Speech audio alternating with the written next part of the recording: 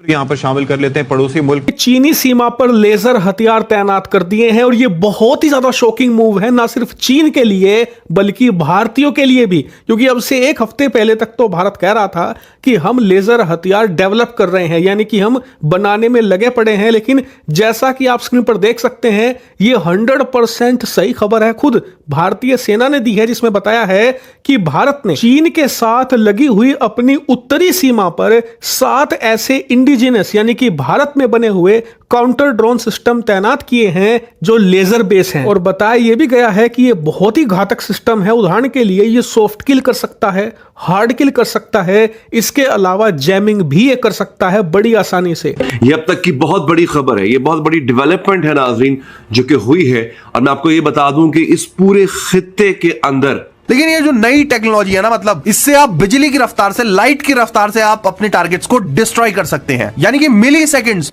और हमारे लोग बड़ा कहते हैं जी ज्वाइंट स्ट्रेटजी होनी चाहिए, सिनर्जी होनी चाहिए, ये होना चाहिए, वो होना चाहिए, इंडिया से थ्रेट आ रहा है। अगर कुछ टाइम पहले की बात की जाए तो इंडिया अपने जो डिफेंस इक्विपमेंट्स हैं वो लेता था या तो यूएस से या फिर रशिया से, लेकिन अब वो अपने होममेड इक्विपमेंट्स बना रहा है। बिकॉज पाकिस्तान जो है उनको पता है कि इंडिया इनके लिए वाकई एक खतरा है।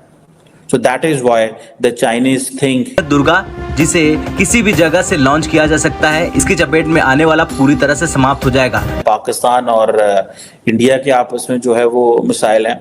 तो जैसे मैंने लिबरलिज्म में जो दुनिया प्योरली इकोनॉमी पे डिपेंड करती है, फिर हमारा मसला है कि हमने अपने मुल्क की इकोनॉमी इतनी बेहतर करनी है कि हमें सेल्फ सफिशिएंट होना पड़ेगा, हमें इस इकोनॉमिकली इंडिपेंडेंट होना पड़ेगा। फिर हम लोग किसी के आंखें में आंखें डाल के बात कर सकते हैं। अगर हम लोग बार बार IMF के पास जाते हैं, अगर हम लोग लोन के पास जाते हैं, तो जो इंटरनेशनल फाइनेंशियल इंस्टीट्यूशंस हैं they are control by these western powers. So या बाकी जितने भी दुनिया में जितने भी इंस्टीट्यूशंस हैं, हम उनके ज़ेरे असर हैं। तो इस वजह से हमारी जो फॉरेन पॉलिसी है वो इफेक्ट होती है। तो इस वजह से हम लोग जितने भी वेस्टर्न पावर्स या अमेरिका के पावर्स उसके अगेंस्ट जाएं। कैसे हालात बेहतर किए जा सकते हैं? आज इंडिया दुनिया की 5वीं बड़ी मैशत बन गया यार। हम तो कहते हैं मुकाबला करेंगे, आज तो हम ट्रेड करना चाहते हैं। वो ट्रेड पहली बात है कि अगर अल्लाह करे कि आपकी जो वीडियो है वो वायरल हो जाए और मोदी तक बात पहुंच जाए, ठीक है। हाँ, मैं उसका शुक्रिया अदा करना चाहता हूं कि उसे वो नरेंद्र मोदी का, हाँ, नरेंद्र मोदी का शुक्रिया अदा करना चाहता हूं कि वो हमें दुश्मन समझता है यार, किसी कैटेगरी में लाता है तो है, ठीक है ना। ये थोड़ी बात है कहाँ एक इलाके का चौधरी, कहाँ फकीर, ठीक है। तो हर बंदे को पता चल गया कि हमारा जो एजेंडा था जिसकी बेस पे हमने ये पाकिस्तान बनाया था वो ख़त्म हो गया। दहशतगर्द प्रोड्यूस कर रहे हैं, कश्मीर में भेज रहे हैं, तो आप उनकी जानों को मारोगे, उनके लिए ख़तरा बनेगा। आगे कहोगे कि हम आपके साथ ट्रेड कर रहे हैं, हम आपके साथ ताल्लुकात अच्छा कर रहे हैं, तो इस तरह उनको भी समझ आ गया कि इस तरह नहीं हो सकता। क्या तो बात कह दिया आपने। हाँ, तो राज की बात तो यही है ना कि हम वैसे मीडिया पे कहते थे कि हम ताल्लुकात अच्छे चाहते हैं, लेकिन जो हम पीछे कर रहे हैं वो उनको समझ पूरा खोमने वाली। इंडिया को देखो, वो चांद पर पहुंच गए इस वजह से कि उनमें खुद मुख्तारी है। डेमोक्रेसी उन्होंने स्ट्रांग की हुई है, इदारे उन्होंने स्ट्रांग किए। हम जो है हमने बहुत आइन तो हमने बहुत लंबा बनाया है, लेकिन हमने बस यही भूल गए कि जो अमेरिका चाहेगा वही करेंगे। तो अगर ये लिख देते तो इतना टाइम भी वेस्ट ना। सिंगापुर के प्रेसिडेंट जो है वो इंडिया में घूम रहे हैं और G20 की मीटिंग भी करवाई थी। 20 मुल्क के प्राइम मिनिस्टर प्रेसिडेंट इंडिया में आए, विजिट किया, घूमे फिरे। हमारे मुल्क में क्यों कोई प्रेसिडेंट प्राइम मिनिस्टर्स क्यों नहीं आते भाई?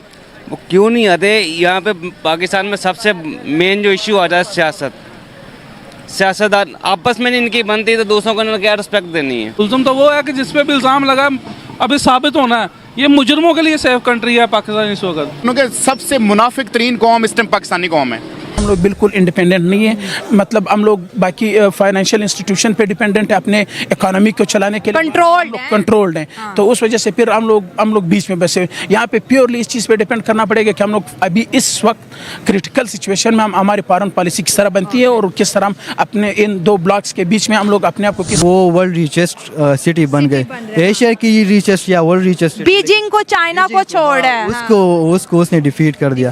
तो इस वजह से कि वो अपने वो इधर डेमोक्रेसी, जब मैं बार बार कह रहा हूँ कि डेमोक्रेसी, तो जब डेमोक्रेसी आएगी तो इस तरह नहीं कहेंगे कि सरमायादारों के लिए क्या अच्छा है, इस्टेब्लिशमेंट के लिए, वो कहें कि आवाम के लिए क्या अच्छा है। यही पॉलिसी इसलिए हाँ, तो हमारी तो ये सोच रही है, अब कह रहे कि इतनी महंगाई होगा, ये फिर भी नहीं सोचते, तो इसलिए नहीं सोचते कि महंगाई आवाम के लिए हुई है, उनके लिए महंगाई नहीं है, उनके लिए तो वो तो बिजनेस कर रहे हैं, वो तो जो भी कर रहे हैं अमेरिका को खुश। आपके सारे सवालों का एक ही जवाब है, एक घर में दो भाई हैं, ठीक है, एक कमा रहा है, एक निकम्मा है, ठीक है, जो कमा रहा है उसकी इज्जत है। तो भाई इंडिया पाकिस्तान को कह रहे हैं। जी जी, हम आपस में लड़ते भी नजर आते हैं, पर मसला ये है कि एक निकम्मा है, एक मेहनती है, जो मेहनती है उसकी सुनती भी है दुनिया। हम